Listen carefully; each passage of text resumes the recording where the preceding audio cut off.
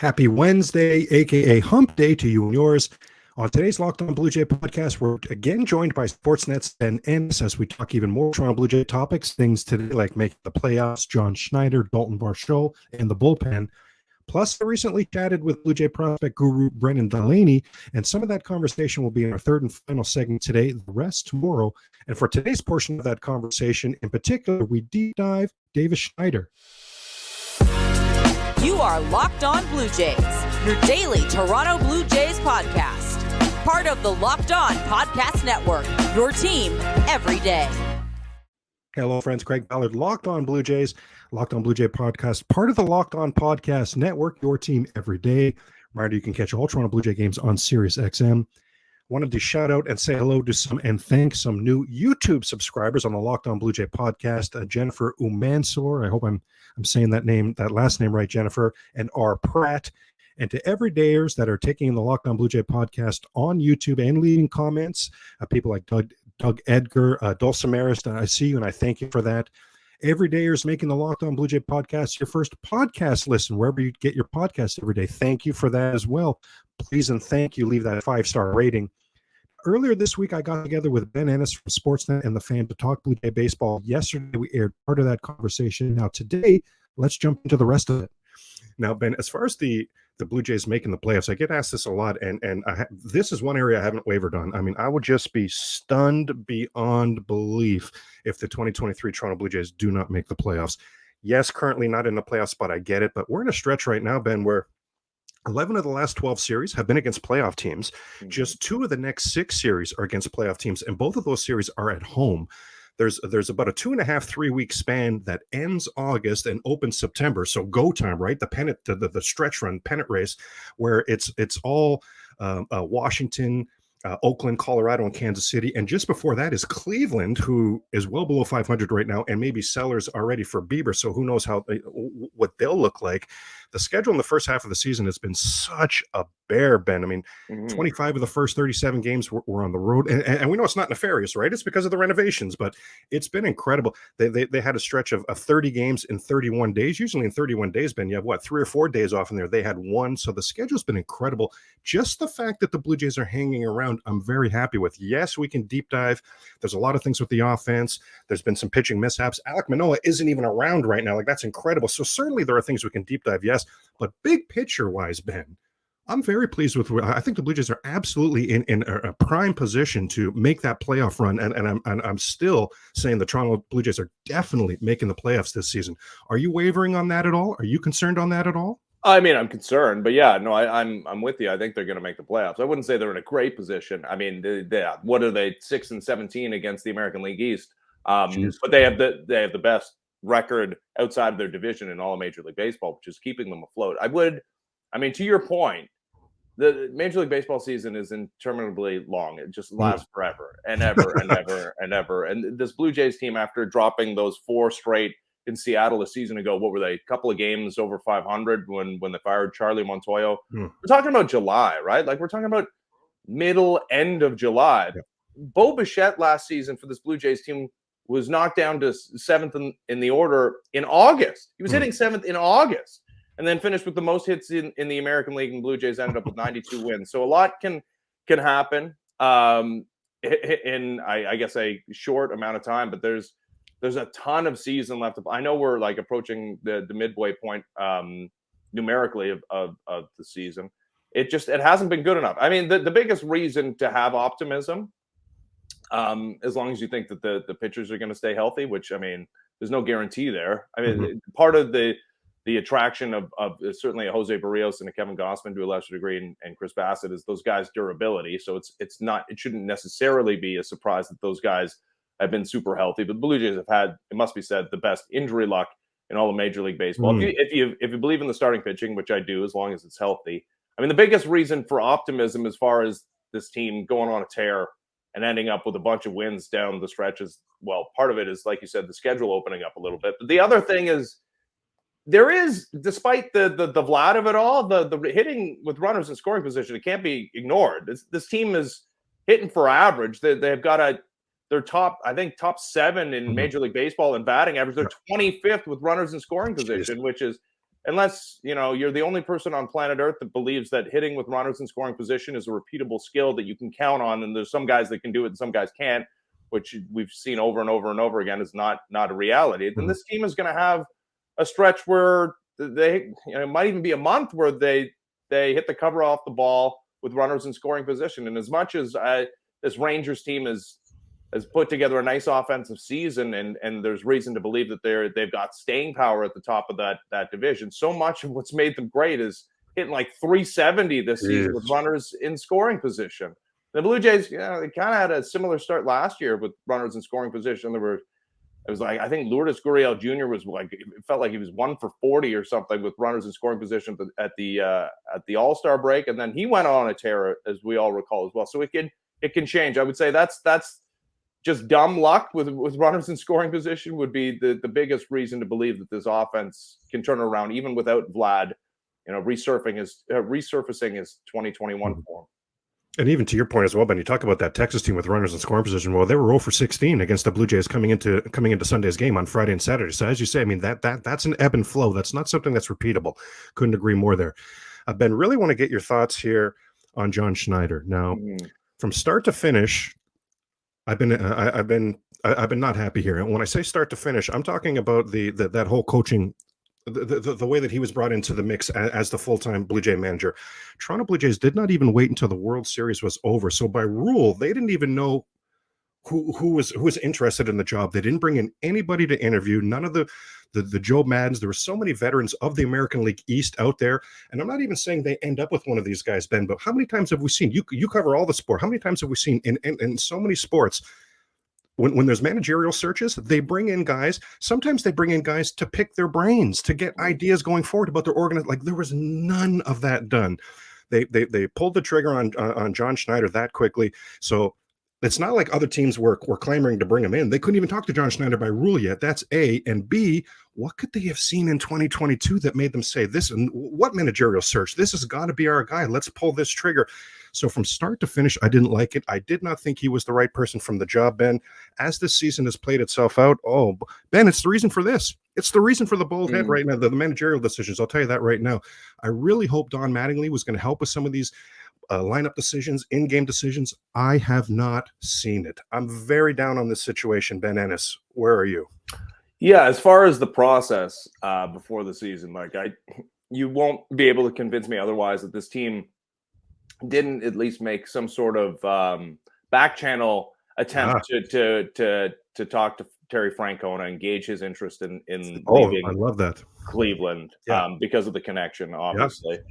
Mark Shapiro and Tito, but there was the health issues, there was the loyalty he felt to that organization. So, I mean, I believe that's why it took as long as it did. And you're right. I mean, it could have played out a little bit longer, but there were times there where, you have an interim manager, a guy that, the team had a pretty good record with him in the second half of last season after he took over. That is true. For Charlie Montoyo. Yeah. But I believe Terry Francona was their guy. He was a guy, obviously, with postseason experience and a pretty impeccable resume. But yeah, once they realized that wasn't going to happen, we've seen it time and time again in Major League Baseball in 2023, 2020, like in the recent vintage in Major League Baseball, whether it's right or wrong, so many front offices view that position as a plug and play, right? Like as somebody who is, has a level of autonomy, but not to the degree at which a manager might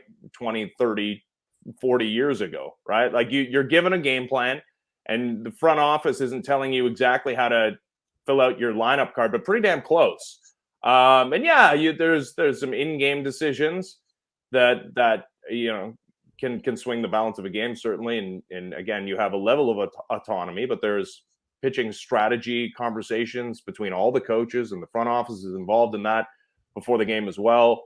There's, as much as we have a lot of information at our disposal, and I love FanGraphs and I love StatCast and I love Baseball Savant and all that stuff, like the amount of information that Major League Baseball is, like the proprietary information that they have and swing path stuff and some of the things that they're using to make decisions, which we don't have access to, and maybe down the line we will. But that I just these front offices do not view that as a position where you need to go outside and get other than Terry Francona. But it just, I mean, you look at some of the hirings, they would indicate that most front offices believe that somebody that is aware of the system that your team puts in place, that it has a good relationship with the front office and is a people person. And John Schneider, of course, his minor league track record and being the manager, Bo Bichette and Kevin Biggio and Vladimir Guerrero Jr., I mean, that plays into it as well. I think you just need a guy who's able to keep everybody from punching each other in the face over a 162 game, 6-month regular season. And I think they got that with John Schneider, but I don't disagree with you with some of the strategic decisions we've made, some of the lineup decisions that we've made. And beyond that, the number one rallying cry for this team, as far as their ability to get better, coming off that 92-win season and the 0-2 in the playoffs, was this discussion of clean baseball. Where's that been? Yeah, we right out of the gates, we didn't see it for a month. I mean, it cost them dearly at stretches. I mean, you want to go back to yesterday, Sunday, the final game of the Rangers series. You got, Vlad not keeping his head up as Bo's, shuts it down the double steal. I mean, defensive miscues are, I guess, maybe in a different pile. But no, we've just seen it time and time again with this team that they can go through lapses where they don't look like the cleanest baseball team in the world. And is that all on John Schneider? I guess not, but some of it has to be, I would think. And he was, again, the vocal leader of that being a key point of the 2023 Blue Jays.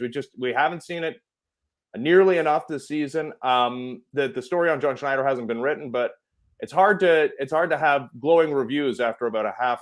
Well, we almost have, I guess, a full season's worth of data now. More with Ben Ennis in a moment here as we get into some Dalton Var show and some bullpen topics. Reminder, you can catch all the Toronto Blue Jay games on SiriusXM. Now, wanted to mention and praise the Game Time app. GameTime.co, the best place to get your tickets, especially your last-minute tickets. Buying tickets to your favorite events, I mean, it shouldn't be stressful. Game Time is a fast and easy way to buy tickets for all sports, music, comedy, theater, you name it, near you. With killer deals on last-minute tickets and their best price guarantee, you can stop stressing over the tickets and start getting hyped for the fun you're about to have. That guarantee I'm talking about, that Game Time guarantee, it means you'll always get the best price. If you find tickets in the same section in a row for less, Game Time will credit you 110% of the difference.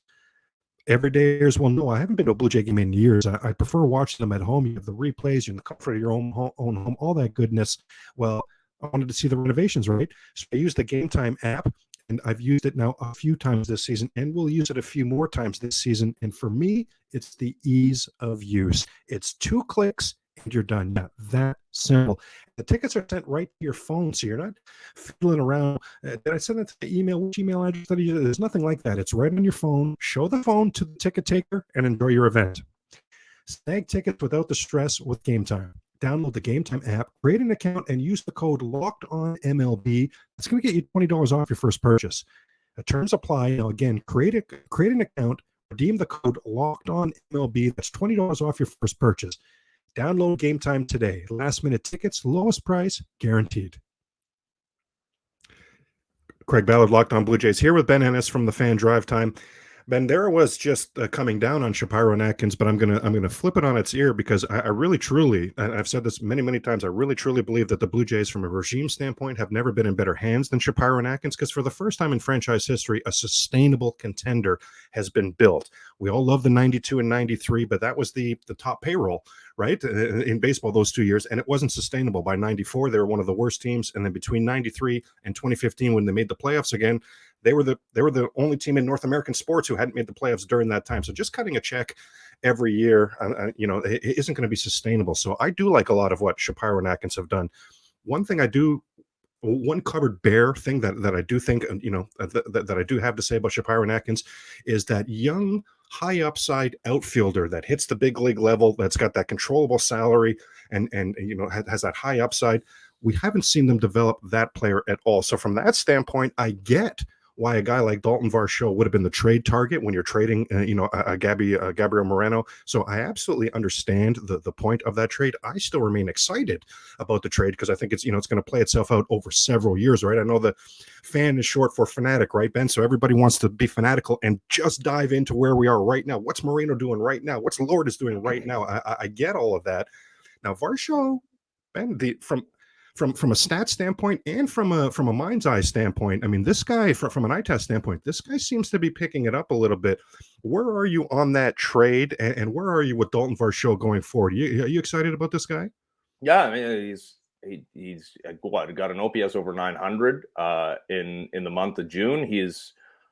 I think he was put in a pretty brutal spot out of the gates, right? This is a guy who's changing leagues, who's been traded for the first time in his entire career. And opening day, he's hitting fourth on a team with World Series aspirations, position that we saw him maybe once in spring training. And he had a couple of hits, I guess, in the opener in St. Louis. But that was, I mean, not a fair situation. You look at the numbers, and I mentioned the runners in scoring position thing and how they're hitting 25th in Major League Baseball. There, you look at the number of plate appearances that they have had with runners in scoring position. It's among the most in Major League Baseball. And at the top is Matt Chapman, but I still think number 2 is Dalton Varsho, and that's because he was hitting fourth for the first month of the season. Now, if this Dalton Varsho that we've seen for the last, 3 weeks, 4 weeks, if that guy was hitting fourth, I think you'd have different results. Clearly, though, they targeted some players that would improve their outfield defense, felt that it was an area of concern, that this team would hit enough that you could get through some offensive lulls with guys that had pretty severe platoon splits, and Varsho did last season. But that his defense would make up for that. Now, the offense is, you rightly point out, is really ticked up a notch. And against lefties, he's kind of held his own as well. But the power certainly has been there, and he's playing elite level defense. Yeah. So, yeah, is that worth a one of the best defensive catchers in Major League Baseball, and a guy is holding his own offensively? I know Gabriel Moreno's extra base power hasn't been there. But he's hitting close to 300. It's I mean, those type of guys in Moreno can be linchpins of World Series victories. Talking about Buster Posies and the Joe Mauers of the world. It's yet to be determined if he's quite that. I don't know if Lourdes Gurriel Jr. is one of the best DHs in all of Major League Baseball, which he was for the first month before he suffered, I think it was a neck injury or something. So that part doesn't look so great. But I think Dalton Varsho has been everything they expected him to be. Certainly outside of the month of April, certainly once they let him take a breather, hitting him down in the order, and now he's getting a chance back up in the top 4. But yeah, this is what they wanted. This is a guy who hit 27 home runs last year, but was kind of a league average hitter outside of that. Not a huge on base guy, and certainly not a big batting average guy, but he is a very valuable player because of the elite defense that he plays. They've gotten that. He hasn't played center field most on the team. I mean, because they have maybe the generation's best center fielder on the roster. But no, I think at the end of the season, you'll look at that trade as, I think both sides got what they wanted. And Blue Jays wanted a guy that plays elite defense and can hold his own offensively. They've certainly gotten that to this point in the season. Nice. I actually like that, Ben. A lot of fans really like to deep dive trades and be like, hey, one team, fleece. I like when trades work out, to be honest with you, Ben, for both teams, because I think it promotes, a lot more trades going forward, a lot more action for us to deep dive and discuss. Ben, a lot has been made about the Toronto Blue Jay bullpen. Is this a World Series bullpen? And I put that in quotes because I've never heard what's the definition of a World Series bullpen. I think you and I might have gotten, if we let the Phillies know we were available last season, we might have gotten time in that Phillies pen last season, and they went to the World Series. So what is this World Series? I really don't know. But either way, you've got Pearson now coming up. He's trying to do his thing. We'll get Pop back soon, some CanCon there. We'll get some Canadian content. We'll get Zach Pop back soon. And hopefully at some point this season, Green will be back. Ben, I'm holding out hope that, because you know how the Blue Jays want to monitor young arms. So I wonder if this Ricky Tiedemann injury right now is a blessing in disguise, because there's no wear and tear happening on his arm right now. So could he contribute to this bullpen at the end of the season? Long story short, I like this Blue Jay bullpen. I think it has a lot of potential. Are you, Ben, amongst the seemingly majority of Blue Jay fans who say, no, Craig, we definitely need one or two more arms to shore up this bullpen? Or do you think those one or two arms are the Pearson, the Pop, the Green, maybe the Tiedemann? What are you making of this Toronto Blue Jay bullpen? Well, I think that's a two-parter. I think one, yeah, if you go down the list of things that have been problematic for the Blue Jays this season, you're hitting a number of different items before you get to the bullpen. It has not been an issue by and large. I know they've had some notable blow-ups. The first bullpen game, of course, where Adam Simber and Mitch White blow that lead last week. But outside of, just look at the numbers. People wanted this bullpen to have more swing and miss in it. And while, Eric Swanson doesn't throw 105, he strikes people out. Jordan Romano has been everything the Blue Jays would have expected out of him and more. And I know Nate Pearson wasn't so great yesterday, again, on Sunday. But Blue Jays are second in Major League Baseball in strikeout percentage among relief corps in Major League Baseball. And as far as the Ricky Tiedemann situation, yeah, obviously got off to a great start. His first couple outings in Double-A were great. He started to tail off a little bit after that, and you wonder if that was injury related. I did think if he stayed healthy all season long, you would see him at some point in the major leagues this year. I don't know. I don't necessarily know what the injury does to that timeline, but I will say that I'm of the belief if you've got a pitching prospect that's getting people out and throws hard, it's probably prudent to get those live bullets in the major leagues as soon as possible, because those things don't last forever. So if he returns the second half of the season and he's stretched out to a couple innings, could he be a back end of the bullpen relief option? A la like a David Price rookie season for the Rays. I wouldn't rule it out, but I know they're not going to risk his long-term development for the sake of some short-term success. But yeah, we got to see him be healthy though first. Well, Ben, thank you so much for your time today. Anybody listening, they're probably following you already. If not, they should be, but they could hear, obviously, just a ton of baseball knowledge here, Ben. So for those of you who aren't following your work or want to know, where can I see even more of Ben Ennis? So where can the good people watch your work and catch up with you, Ben? On Twitter at Sportsnet Ben, like you said. So Fan Drive Time, airing 3 to 5 on Sportsnet 590. The Fan podcast is available wherever you get your podcasts. I'm filling in for Jeff Blair again today, as I've been the last few days on Blair and Barker. So I don't know when you post this, but on Monday I'll be on 5 to 7 with Kevin Barker. But most weekdays 3 to 5 on Sportsnet 590 The Fan, and again, you can check out the podcast. I tweet out the links to the podcast as well. So if you follow me on Twitter, you can get that. So the B&B of Blair and Barker just continues to be the B&B with Ben. Hey, a smooth transition. I love that. Absolutely love that. Ben, thanks so much for your time today. I hope we can catch up again soon. Sounds good. Thanks for having me. Third and final segment today, we're going to be joined by Blue Jay Prospect Guru Brennan Delaney. Now, some of this conversation, deep diving the Blue Jays prospects, is coming right up. Now, the rest will be on tomorrow's Locked On Blue Jay podcast, so be sure to check that out. Now, for this first part of my conversation with Brennan Delaney, let's dive in. Craig Ballard, Locked On Blue Jay podcast. Very, very pleased to be joined by Brennan Delaney. Now, I have two, in my mind, for my money, big-time prospect gurus that I really respect and enjoy following them. Had Aram Lighton from Just Baseball on last week, talking Toronto Blue Jay farmhands.